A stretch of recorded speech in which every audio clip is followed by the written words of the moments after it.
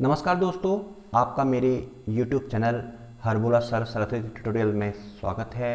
दोस्तों, हम आज गुप्त काल आपको बताने जा रहे हैं, यानी गुप्त काल पे आज हम चर्चा करेंगे।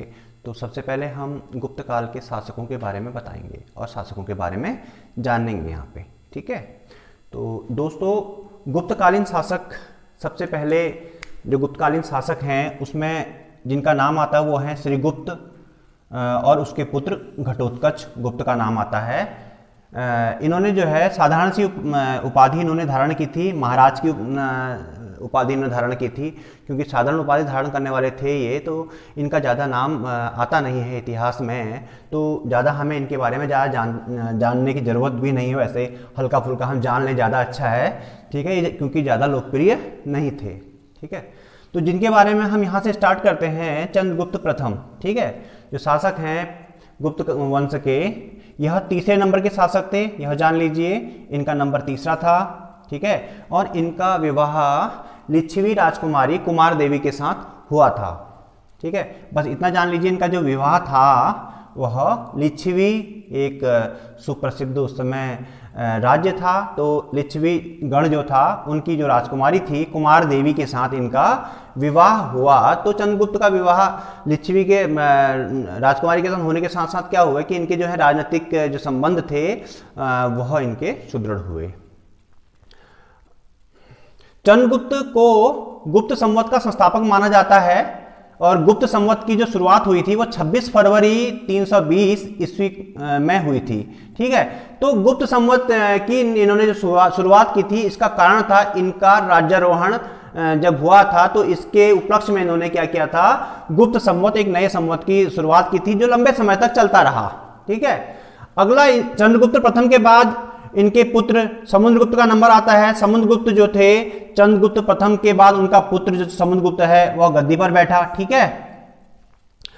अब गद्दी पर बैठा, यानी समुद्रगुप्त के बारे में हमें पता कहां से चलता है, यानी कौन से ऐसे दस्तावेज हैं जिनसे हमें समुद्रगुप्त के बारे में पता चलता है, वह बिल्कुल यहाँ पे आप ध्यान से बिल्कुल देखिए और सुनिए यहाँ पे कि हरिसेन जो था, हरिसेन ने इलाहाबाद प्रशस्ति यानी इलाहाबाद अभिलेख में समुद्रगुप्त के द्वारा जो विजय अभियान थे समुद्रगुप्त के, उन समुद्रगुप्त के विजय अभियानों के बारे में जो है इलाहाबाद प्रशस्ति या इलाहाबाद के अभिलेख में इनका जिक्र किया गया था हरिसेन के द्वारा, ठीक है। तो प्रशस्तियां जो है जो लिखते थे वह राजाओं से कुछ पाने की इच्छा से लिखते थे, राजाओं से कुछ उनको इनाम मिलता था, इसलिए वो लोग राजा की प्रशंसा में प्रशस्तियां लिखते थे। ऐसा ही हरिसेन ने भी प्रशस्ति लिख करके किया होगा। इनकी विजयों को 4 श्रेणी में हम बांटते हैं। समुद्रगुप्त के बारे में बात कर रहे हैं यहाँ पे हम आपसे कि समुद्रगुप्त की जो विजय थी उनको 4 श्रेणियों में बांटते हैं। तो सबसे पहला जो था उनकी विजय में, उन्होंने दक्षिणापथ के जो 12 शक्तिशाली शासक थे इनको उन्होंने हराया, यानी जो दक्षिणापथ के 12 शक्तिशाली शासक थे इनको उन्होंने हराया। इसके उपरांत उन्होंने क्या किया, विजित क्षेत्र को, जो क्षेत्र उन्होंने विजित किया यानी जीता, उस क्षेत्र को उन्होंने उन राजाओं को फिर वापस भी कर दिया और उनको वहां का उन्होंने सम्राट यानी राजा वहां पे उन्होंने दोबारा से उनको शासक वहां का उन्होंने बना दिया। अगला देखिए, आर्यावर्त के 8 राजाओं को हराकर, यानी आर्यावर्त के जो 8 राजा थे उनको हराकर समुद्रगुप्त ने अपने राज्य में मिला लिया, यानी इनको लौटाया नहीं, इनके शासन को, उनके राज्य को अपने राज्य में मिला करके अपने राज्य का उन्होंने क्या किया, विस्तार कर लिया था। अगला देखिए दोस्तों, यहां पे तीसरी श्रेणी में जंगली राज्य के जो राजा थे उनको हराकर उन्होंने क्या किया, उनको अपना दास बना लिया, अपना सेवक बना लिया उनको उसने। और चौथे में उसने क्या किया, जो कुषाण थे, सक्या, मरुंडिया तथा सिंहल व अन्य द्वीपों के निवासी जो थे उन्होंने अपने को क्या किया, समुद्रगुप्त की सेवा में अपने को समर्पित कर दिया था। ऐसा जो है इनके जो है 4 चीजों का, 4 श्रेणियों का यहाँ पे जिक्र किया जाता है।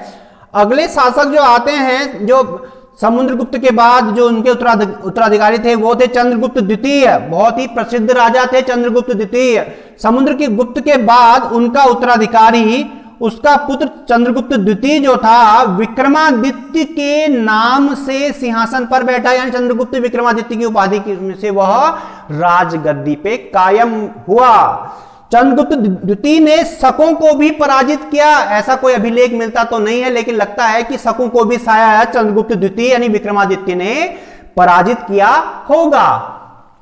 काठियावाड़ तथा गुजरात को अपने राज्य का उन्होंने अंग बना लिया, और तो इस प्रकार से बंगाल से लेकर के गुजरात तक का जो विशाल क्षेत्र था उस क्षेत्र के ये स्वामी बन गए और अपने राज्य में इन्होंने वृद्धि की। चंद्रगुप्त ने अन्य कई सैन्य विजय प्राप्त की, संभवतः जो महरौली का जो लौह स्तंभ है यानी महरौली का जो लोहे का स्तंभ है उसमें जो चंद्र नाम का राजा है, जो चंद्र नाम का जो राजा है यानी चंद्र नाम का जो उल्लेख है वो शायद संभवतः चंद्रगुप्त विक्रमादित्य ही रहे होंगे, ऐसा माना जाता है इतिहासकारों के अनुसार। वाकाटक शासकों से चंद्रगुप्त के वैवाहिक संबंध थे, यानी चंद्रगुप्त ने अपनी बेटी की शादी वाकाटक नरेश से की, तो इससे क्या हुआ कि जो साउथ में यानी दक्षिण में भी उनका प्रभाव बढ़ गया और ये दक्षिण में भी अपने प्रभाव बढ़ाने में समर्थ हो गए। अगला देखिए यहाँ पे चीनी यात्री और फाहियान का जिक्र यहाँ पे हम आपके लिए करते हैं। जो फाहियान जो थे चंद्रगुप्त विक्रमादित्य के शासन काल में आए, लेकिन दोस्तों यहाँ पे एक बात जानने की है कि जो फाहियान का जो भी लेखन कार्य था यानी फाहियान ने जो भी लिखा उसमें चंद्रगुप्त के बारे में, चंद्रगुप्त विक्रमादित्य के बारे में कुछ भी पता नहीं चलता है, लेकिन उन्होंने तत्कालीन समाज के बारे में काफी कुछ बताया है और वहां पे उन्होंने हर एक एक चीजों को उन्होंने बारीकियों से जो है अपनी बातों को उन्होंने बताया, समाज के बारे में, राज्य व्यवस्था क्या थी उसके बारे में उन्होंने बताया। ठीक है, अगली बात देखिए, ये भी आपको जैसे अकबर के 9 रत्न याद करने होते हैं उसी प्रकार से ये आपके चंद्रगुप्त विक्रमादित्य के भी 9 रत्न थे। अब ये 9 रत्न कौन कौन से थे जानिए। पहले देखिए कालिदास, नंबर 1 कालिदास, फिर दूसरा नंबर अमर सिंह आता है। अमर सिंह ने, ध्यान रखिए, अमर सिंह ने अमर कोश की रचना की थी और वो काफी एक प्रकार से मानिए वो डिक्शनरी जैसी ही है। अमर सिंह जिनने अमर कोश लिखा। धन्वंतरी ये औषधि वाले थे। बेताल भट्ट, वरामिहिर ये एक प्रसिद्ध गणितज्ञ थे। वररुचि, घटकपर, शुक्र व शपणक जो थे इनके 9 रत्नों में शुमार थे, इनके दरबार की शोभा थे। अब देखिए चंद्रगुप्त विक्रमादित्य के बाद उनका बेटा कुमार गुप्त प्रथम सिंहासन पर बैठा और इसने केवल 40 वर्ष तक ही राज किया। इसके काल में हुणों ने आक्रमण किया था और राजकुमार ने क्या किया, अपने साहस, अदम्य साहस के साथ उन्होंने हुणों को हराकर अपने साम्राज्य को उन्होंने बचा लिया। कुमार गुप्त के बाद नंबर आता है स्कंद गुप्त का। राजारोहण के बाद इसको भी हुणों का सामना करना पड़ा था, क्योंकि हुण उस समय पावरफुल होने जा रहे थे, पावरफुल हो रहे थे उस समय। हुण का सामना इन्होंने भी किया।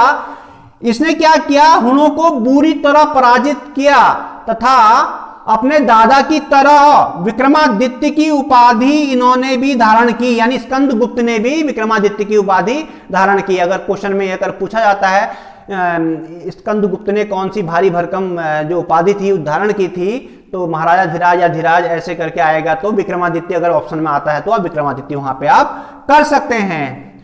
यहां पे एक बात और जान लीजिए कि जो काठियावाड़ के गिरनार पर्वत के निकट सुदर्शन झील का इन्होंने क्या किया था, जीर्णोद्धार कराया था। यानी वहां पे क्या था कि बाढ़ आने से क्या है, झील के तटबंध टूट गए थे, तो उन तटबंधों को इन्होंने दुरुस्त करवाया, यानी सुदर्शन झील का इन्होंने क्या किया था, जीर्णोद्धार करवाया।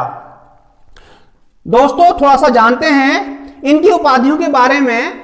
ये जो नरेश थे गुप्त काल के, तो ये राजा बड़ी भारी भरकम उपाधियां धारण करते थे। तो कौन कौन सी उपाधियां ये हैं थोड़ा सा ये जान लीजिए। जैसे महाराजा धीराज है, ठीक है, महाराजा धीराज की जो है सबसे छोटी यही है। जैसे श्रीगुप्त और पुत्र घटोत्कच गुप्त ने भी महाराजा की उपाधि धारण की थी, ठीक है। तो महाराजा धीराज हो गया, परम भट्टारक हो गए, ठीक है, परम भट्टारक भी एक क्या है, भारी भरकम जो है उपाधि है ये लोग धारण करते हैं, बड़ा अच्छा लगता है इन लोगों को, राजाओं को बड़ा अच्छा लगता था। परमाद्वैत है या पृथ्वीपाल के नाम से भी, परमेश्वर के नाम से, तो भगवान का, हम भगवान को परमेश्वर कहते हैं, तो परमेश्वर की उपाधि भी धारण ये लोग करते थे। ठीक है, तो सम्राट है, सम्राट की उपाधि है, एकाधिराज की उपाधि, चक्रवर्ती राजा की उपाधि। तो इस तरह की ये जो उपाधियां थी, भारी भरकम उपाधियां, तो अपने को ज्यादा शक्तिशाली या समृद्धशाली सिद्ध करने के लिए, समृद्धशाली जनता को बताने के लिए ये लोग जो हैं, जो राजा लोग हैं, ये भारी भरकम उपाधियां धारण करते थे।